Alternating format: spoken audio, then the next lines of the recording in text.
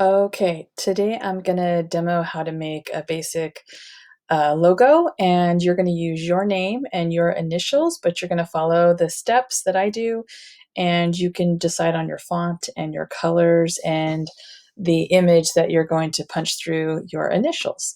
So this is what I'm going for at the end. So I'm gonna go to File, so New Design. Paper size, you can either choose portrait or landscape. I'm going to choose portrait. And this is where I'm going to design. One thing you're going to need in your design is some kind of background to punch your letters through. So I already went to Google on this tab and I put in sky background photo, but you can put anything in like here, like if you wanted to do fire. I'm just going to show you how to punch through letters. So make sure that you're grabbing something that's not, like it doesn't say it's like a web page. So you want a photo. So if you leave off photo there, you might end up with some web pages. So if you like this one, you can click on this and oh, that one looks like it might be a video. Maybe not. And then you can right click and save image as. Okay, so I could save that one as fire or whatever. So I want to do that. Okay, first thing I want to do is put my name on a path for this logo. So we're going to start with an actual path, a circle, because you want yours to look similar to mine. So we're going to start with an ellipse. If you want a perfect circle, you'll want to hold down the shift key and then click the desktop and pull, and you'll get a perfect circle. You let go and you can move that around. And I want to put my name on the path. I'm not going to be too worried about where it hits the path because I'm gonna alter it. I do have my cap lock on because I want all caps. I'm going to go to T for text. And I'm going to hover. As you see, as I get close, it changes to red. I'm going to click on the edge, and I'm not going to worry about the size of it right now. I'm going to type out my name. Whoops. Okay, so now I want to obviously make this bigger and I want to move it around. So first I'm going to pick a font though. So when I click off, you can click back on. It's just like when you do regular text. When you double click, the cursor is going to become live and you can highlight it. You can come on over here. It looks like I'm stuck on Open Sans as the last time I used font. You can pick anything you want. I would suggest using something, if you're going to go really basic on the outside, then inside you can do something more fun and cursive-y. If you pick two really cursive-y and ornate fonts, it's not going to look good together. So I think outside, you can pick any fonts you want. I just want to make sure you know how to do it. I'm going to choose Alpha Slab 1. Okay, so look how small it is. Right here, it's on 20 point. So I should be able to go, yep, that one's 48, not too crowded. And then there's a little red dot right here. You can grab it and you can, sometimes it's a little finicky. There we go. I had to click off of it and click back on it. Grab that red dot and you can move it around. I'm trying to make it just about a half circle. So I'm just going to eye it because you're just now learning how to do this. You can change the color as well. And that's why I recommend you go grab your photo that you're going to do inside of your initials first, because you want it to all look like it goes together. So I know I'm going blue, so I'm going to pick out a basic blue, and I can change that later if I don't like it. Oh, that's really bright.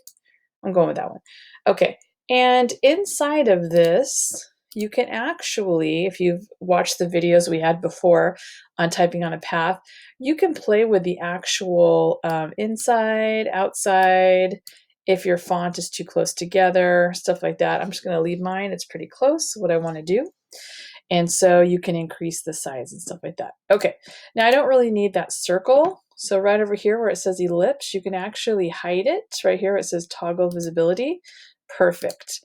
One thing I want to show you is in our final design, there was a yellow drop shadow or a drop shadow, and to save you some time to do that now, watch what happens when I make a copy.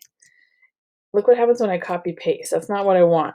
To make a copy of this actually arced, I need to put it where I want it, and then I need to actually go up here where it says convert to path.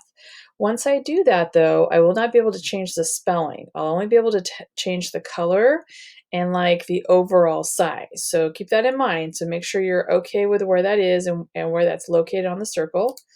And I am, so I'm going to go ahead and do that because now the computer sees this as shapes and not a font. So I can still change the color, but now I can even expand this if I wanted to, a little easier. And so I'm going to make a copy. And so on my computer, I'm just going to copy paste. So now I have two of them. And this one, I'm going to give it a different color. It's going to be like a way to make a drop shadow. Oops. Yeah, I haven't saved in a while, so it's wanting me to save. I'm going to give this one, I'm going to call this one logo 3 because I already have a logo 1 and 2. There we go. So make sure you save every now and then or it will freeze. So the one on the back side, I'm going to make just a little, makes it look like a little drop shadow. Okay, and you can still change the colors. It'll allow you to change the colors. So this is not an outline. It's actually going to be more of a drop shadow. That's why you need two. So if you didn't catch that, rewind the video later. So I'm going to move on to the letters that are inside. I'm going to save just really quick. Now that I've given it a name, I'll just hit the save. So I need my initials. I'm going to go back up to the text tool. I'm just going to click once and I'm going to put my first initial. And you're going to notice over here that the highest it'll go is 72. Well, and my box is too small, so let's undo that. Because I want to show you what happens. Okay, because, oops, my mail's popping up. Sorry about that. I want to show you, if you just try to expand and you don't change, well, you can change the font size right here. If you drag out a box ahead of time and then put your letter, it will let you expand. Just some tips right there, but it doesn't center it. So you got all kinds of problems. So what I do is this. I'm going to put a basic letter. Now I'm going to pick my font. Before I expand it, I want something a little bit more cursive-y. My outside is pretty plain. I might pick a different font from the end of my last demo. Let me see what I got. What do I got? Maybe this one? Nah. I wanted to stick out a little bit from the font that I have on the outside. Maybe this one. And so this time, make sure you remember what it is. I'm going to do Pacifico, writing it down, so I need it for the other letter. Okay, and what I'm going to do is I'm also going to convert to path. And the reason is that now I can expand this. It's not going to give me any problems. Because it no longer sees it as a letter, it sees it as a shape. Okay, but I can't change the font once I convert to path. Okay, so I've got my C. So let's do the other one. I'm going to click on my text tool. Click here, I need a B. And it's still stuck on Pacifico, which is perfect. Just make sure you have the same font. You don't want to do two different fonts for your initials. I'm going to convert to path up here. It looks like a little squiggly line. And now I should be able to expand this way bigger. I want to get them kind of about the same size so they look right together. Perfect. So they're going to, oops, that one's kind of big. They're going to fit, I need them to fit inside here and look good together. And there's more than one way to do this. So if you figure out a different way, absolutely. As long as at the end it looks similar to what I did and you can use different fonts, that's fine. So this is what I'm going for. I'm going to save that really quick in case it freezes. Okay, so I'm going to make a copy of these because later I need drop shadows. So I'm going to click on here, copy paste, click on this one, copy paste. I'm on a Mac, so it's making me use Command C, Command V, but I know it's also up here. You can do copy paste up there. So I'm gonna need those a little later. Okay, so I need that image of the sky to put in the background of these guys right here.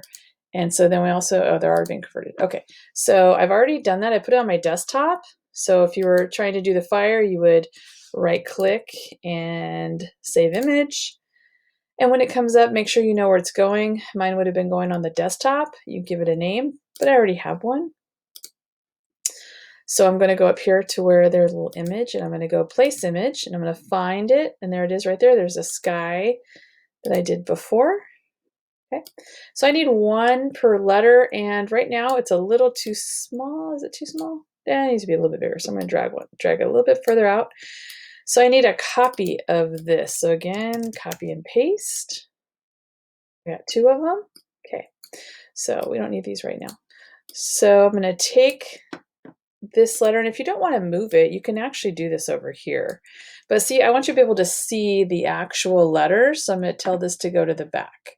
So I believe it's modify, arrange, send to back, just so you can see the letter, and I want to make sure it goes around the whole letter. I'm not doing the B right now, I'm just doing the C.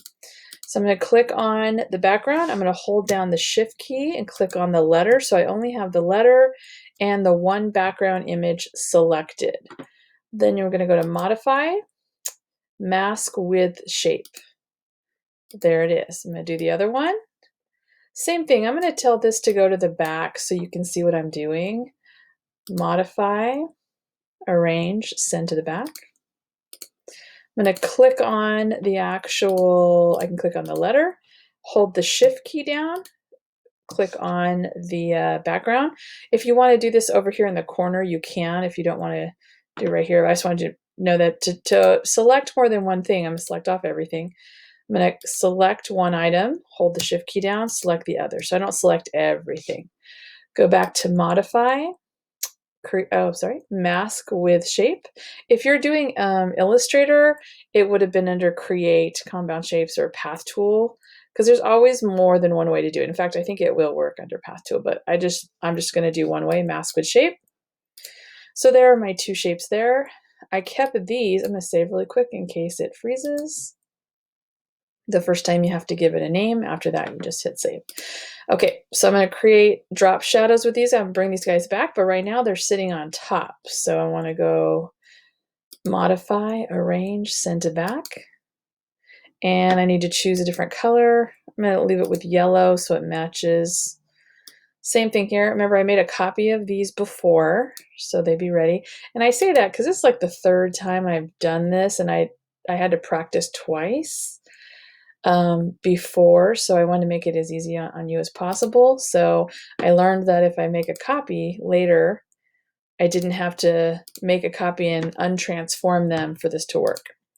Okay, so I got all my pieces. I'm going to grab, what I'm doing is clicking, holding down the mouse. I'm going to select everything. I just want to move it to the center. If you feel like it's not big enough, you can grab the corner and enlarge all of it.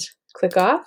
If you still need to make adjustments, you're like, you know what, I don't like that too much. I'm going to change that. Like if you wanted the yellow to be on top, like above, you can even move this and change it.